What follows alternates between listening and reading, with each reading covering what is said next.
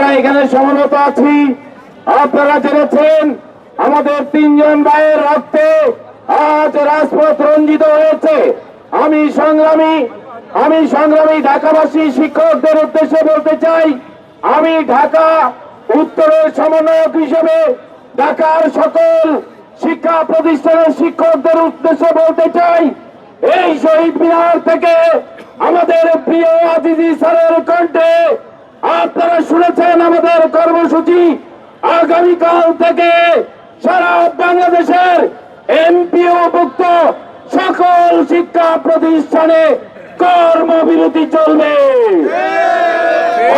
বলতে চাই, ঢাকায় যারা আছেন আপনারা আপনাদের প্রতিষ্ঠান বন্ধ রেখে যদি সত্যিকারের শিক্ষক হয়ে থাকেন, এই শহীদ মিনারে এসে আপনারা আপনাদের সততার প্রমাণ দিবেন। আর না হয় আমরা ধরে নেব আপনারা শিক্ষক নন, আপনারা শিক্ষক নামের কলঙ্ক। অতএব আগামীকাল থেকে দেখতে চাই, এইদিকে মণিপুর থেকে শুরু করে এইদিকে বিকারুন্নেসা